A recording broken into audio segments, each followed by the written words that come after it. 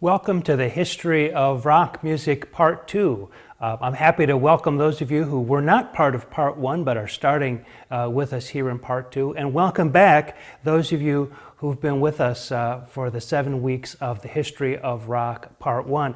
We're going to pick up where we left off in that first class, though I'll make an attempt to double back for those of you who weren't in the first class with us to kind of fill in a little bit of context of what we covered at the end of the History of Rock Part 1 when we were talking about the late 60s. Because in many ways, the late 60s and the first half of the 1970s, really in a lot of ways the entire 1970s, are pretty much continuous piece. At least that's what I'm going to argue. So most historians will often make a break at the end of 1969, Woodstock, Altamont in 1969, and say, really, that's sort of the end of the psychedelic era, and something new happens with the 70s. But I'm going to argue that it's much more continuous than all that. So I'll try to fill in some of that detail as we go along here.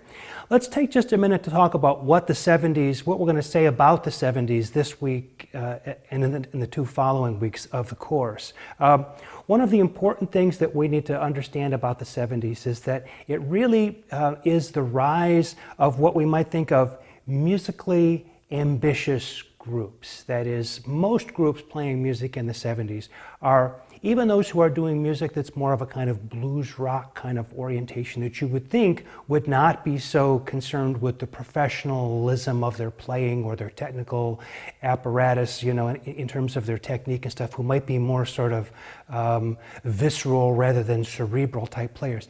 Even those musicians are concerned with being taken seriously as professionals and having a certain sort of standard of professional ability. Now, punk music is going to come along at the end of the decade, the second half of the decade, and really begin to challenge that aesthetic. At the end of that decade, we're also going to have disco music come in and challenge that. But a lot of the story we're going to talk about this week is how these groups arose out of the late 1960s and continued a lot of things that were going on in the 60s. The thing that's different, though, in the 70s is that where a lot of different kinds of styles were blended together in psychedelia at the end of the 60s, in the 70s, these really start to get divided out into specific specialized kinds of styles. So while it was possible to blend in classical music and jazz and world music and all kinds of country music and all kinds of other things in psychedelia, and nobody really thought about those as being specialized styles,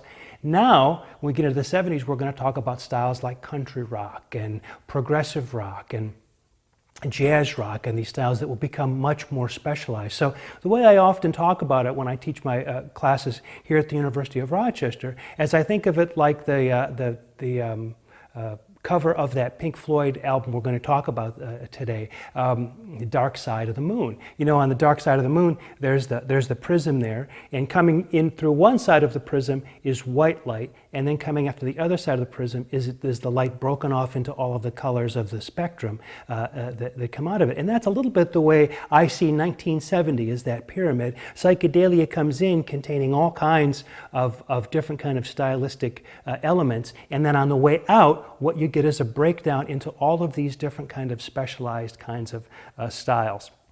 One of the other issues that we want to talk about in the 70s is the fact that black pop in the 70s, at least for the first half of the decade, was relatively segregated from white rock. There weren't a lot of people listening to radio or listening to rock radio or buying rock records who knew an awful lot about black music in the 70s. And this led to really a kind of a cultural misunderstanding at the end of the decade with the rise of disco, and we'll get to that. So as we talk about the 70s, we'll talk about the rise of these ambitious bands at the very beginning of the decade. And then we'll talk about the punk reaction to that, the disco phenomenon, and the parallel track of black pop during the 1970s. Another thing we have to keep in mind is that the rock business now is becoming a bigger and bigger and bigger kind of business. So you're starting to find things like bands selling a lot more records, especially in the second half of the 70s when we talk about corporate rock, we talk about the mega albums, those kinds of things. People start selling records in quantities that nobody in the music business ever thought it was going to be possible to sell. And that brought a lot of multinational corporations into the business. A lot of people would say that it meant that they played a safer game, and so the music was a lot less ambitious. It was a little bit more homogenized. The rough edges were sort of sanded off, and the music was made a little bit more listener-friendly and maybe was a little bit more cynically constructed. Well, we'll get to that. But whatever you end up thinking about the music at the end of the decade, it's very clear that the rock music business grows incredibly over the course of the 70s, concert attendance, record sales, radio formatting, and this kind of thing. So we'll keep our eye on that this week and in the next couple of weeks. Now, getting back to this idea as we set up our discussion for this week of the continuity from the end of the 1960s into the early 1970s, there are a couple things that we have to keep in mind that we talked about in History of Rock Part 1 at the very end in the psychedelic era. The first one is that albums and singles become separate markets. Clearly, they're separate markets by the early 1970s. This is already happening in 1967, 1968, where album-oriented music is the stuff that goes to the FM radio band. Singles, which had been the sort of commodity of that was sold all through most of the Beatles' career, say the Rolling Stones, Elvis, people like that. Singles became something that was relegated mostly to the AM band. So in this country, the United States, that is, you've got AM, which is sort of hit song radio, singles, people who are mostly sort of selling singles, and FM radio becomes bands that are mostly selling albums. And back in the day, back in the early 1970s, at least in this country, if you really cared about a band, you bought the album. Anybody who bought the little 45s was really thought of as really either kind of a superficial music listener or somebody who hadn't matured to the level that they were buying albums. And so AM was frequently dismissed as being kind of sellout, commercial, teeny bopper, that kind of thing. And FM was where the real action was. Well, whatever your opinions are about those different kinds of music that would fit on FM and AM,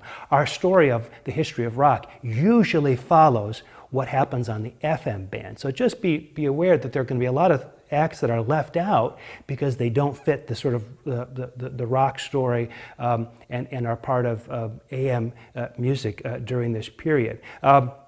The stylistic range, as I said, of this music expanded considerably. And we have this continued exploration of jazz, folk, world music, mostly Indian music, Indian music, classical music, and avant-garde music. But most importantly, we have a continuing development of something I brought up in the History of Rock Part 1, which is this idea of the hippie aesthetic. The hippie aesthetic is the idea that a rock musician would think of him or herself as an artist who has a responsibility to create sophisticated music. That is, that if you are a rock musician, you're not just somebody who's sort of a pro player who'll play anything that they're asked to do, or somebody who's cynically constructing songs for a teen market or for a hip market. You're an artist writing songs that with writing and performing your own music and trying to perform that music at the highest level of technical perfection that you can, maybe not always sort of in a virtuosic display, but still, being proud of your musicianship and everything you're able to put into the music, using, the best technology in terms of recording studios to create the cleanest possible recordings. Everything was about this idea that you have a responsibility as a rock musician to create an artistic product. And what you don't want to be seen as is somebody who continues doing the same thing over and over and over again. You always want to strike out into new material, into new territory. You want your new material to really go places that they haven't gone before. That element of what we talked about in the 60s, the development of the Beatles and the Beach Boys and Dylan, a lot of all those groups sort of pushing this idea of the rock musician as artist. This continues and becomes sort of the standard model for rock music in the 70s. To a certain degree, this is going to be the friction with disco, and to a certain degree, it's going to be the friction with punk at the end of the decade. So this continuation of the hippie aesthetic is something we're going to keep our eye on all through this week, along with the roots of all this music in the 1960s. There's virtually not a style that we're going to talk about that doesn't have its roots in 1960s music and continue as a kind of extension of things that were already happening in the 60s. So let's move on to the first style that we'll talk about, the first different color that comes out of that Dark Side of the Moon prism, and that's going to be blues rock.